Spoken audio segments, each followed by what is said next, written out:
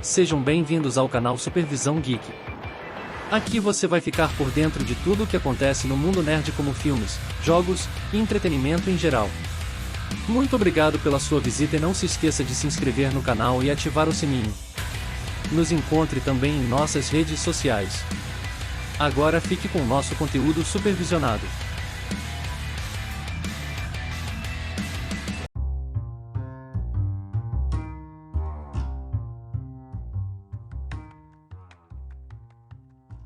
Fala galera, bom dia, boa tarde, boa noite, tudo bem com vocês? Independentemente de onde vocês estejam, o que vocês estejam fazendo, o local, se está no ônibus, se está lavando louça, se está em casa fazendo nada. Se você caiu aqui, seja bem-vindo ao mini podcast Supervisão. Meu nome é Everton e eu vou falar um pouquinho de diversos assuntos aí com vocês, seja sobre filmes, séries, videogames, tudo que estiver aí no mundo pop, no mundo geek. E hoje, o primeiro episódio, eu vou trazer um tema um pouquinho diferente. Vou falar sobre Copa do Mundo, porque a gente está aí praticamente uma semana da Copa e a expectativa está lá em cima.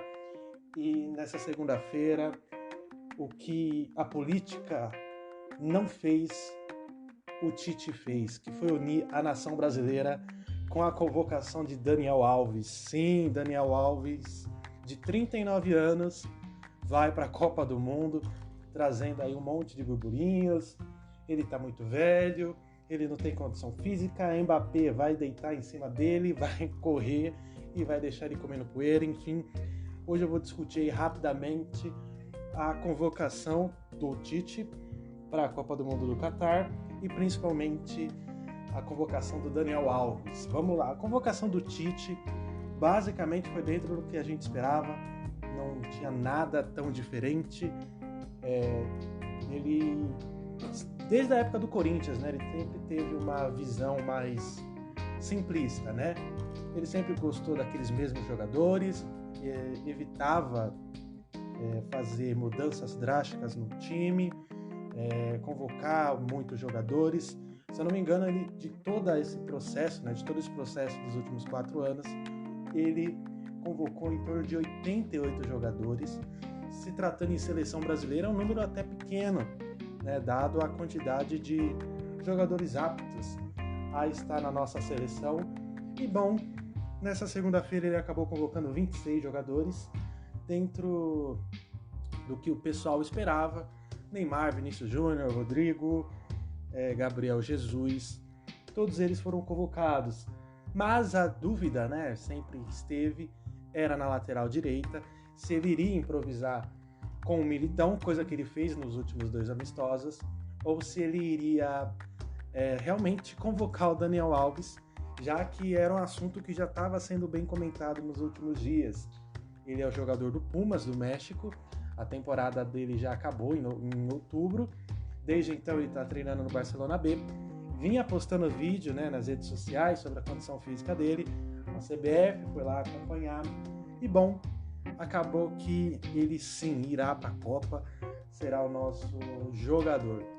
Os prós e os contras, eu acho que dá para dividir bem essa convocação. O lado bom, vamos começar pelo lado bom, é um jogador experiente, um jogador muito vitorioso, ele é o maior vencedor da história do futebol. Então a história dele no futebol realmente tem que respeitar. Ele é um cara bom de vestiário e ele é um cara que se dá muito bem com os principais jogadores da seleção, que aí eu tô falando do Neymar, né? A seleção brasileira deixou de ter uma Neymar dependência, vem deixando de ter, mas não há dúvidas que ele ainda é o nosso principal jogador e é o cara que pode fazer toda a diferença na seleção. E ele é um cara o Daniel Alves é um cara de relacionamento, é um cara que demonstra isso, então é o lado bom. E sim, ele é um cara que fisicamente está muito bem, né? Ele é um cara que sempre se cuidou, teve poucas lesões, as lesões que ele teve sempre foi coisas de semanas para recuperação, nada tão grave que necessitasse de alguma cirurgia. Então, a experiência dele, sim, a gente ganha muito com a expertise, com a capacidade dele de se relacionar com o grupo. Eu acho que isso acaba se somando. Mas Em contrapartida, né, o lado ruim é o lado da idade. Ele tem 39 anos, ele não tem condições de jogar em alto nível em 90 minutos, ainda mais em uma Copa do Mundo em que 5, 10 minutos de nível técnico baixo pode custar uma classificação, pode custar uma vaga. Então, não é um jogador tão confiável. A lateral direita do Brasil é o calcanhar de Aquiles. Apesar de ter um ataque fortíssimo, a lateral direita é sim, sempre foi um calcanhar de Aquiles, até porque não temos, né? A gente tem o Danilo como lateral, mas a gente não tem um outro jogador tão unânime para poder substituir nessa posição. Não é à toa que o Militão estava sendo o nosso substituto, né? Estava sendo improvisado. Então, o lado bom é isso, que o Daniel Alves, a expertise dele, a experiência dele, né, em competições, o lado vitorioso, isso ajuda, mas o lado ruim é a idade. É um jogador que realmente está no fim de carreira. As atuações dele pelo Pumas não foram boas, a atuação dele mesmo que ele teve no São Paulo não foi das melhores, apesar, né, de diversos problemas que envolveram a diretoria com ele, enfim. Mas o lado técnico dele, ele não chegou a entregar tanto no São Paulo. No Barcelona ele teve uma passagem muito rápida, então não é um jogador tão confiável assim, mas é um problema que a seleção já tem há anos, que é a lateral direita. Há muito tempo o Brasil não consegue formar bons laterais como antigamente, apesar de o ataque, né? Hoje o Brasil tem diversos atacantes, goleiros, a gente tem goleiros de sobra e bons zagueiros até, mas a lateral é o nosso ponto fraco. Assim também como eu acho que o meio-campo, né, em relação a volantes, a gente tem uma certa carência, porque depois do Casemiro eu não vejo um outro jogador tão próximo. Mas aí é assunto para outro podcast. Bom, o que você achou aí da convocação do Daniel Alves? Para mim, né, na conclusão, eu não levaria ele, eu não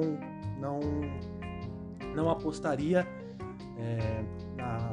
no nível técnico dele para uma Copa do Mundo.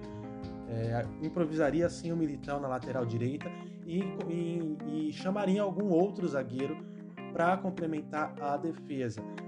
Mas, né, vamos ver o que vai acontecer. Se o Brasil perder a Copa, acredito que não vai ser por essa convocação.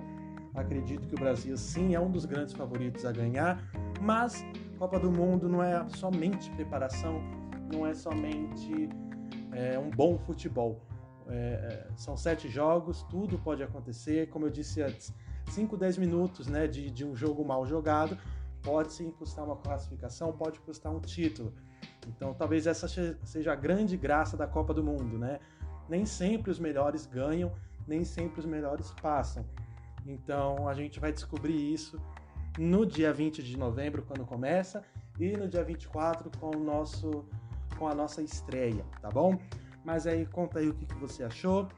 Você levaria o Daniel Alves? Não? Convocaria quem no lugar dele? E é isso aí, beleza? Valeu!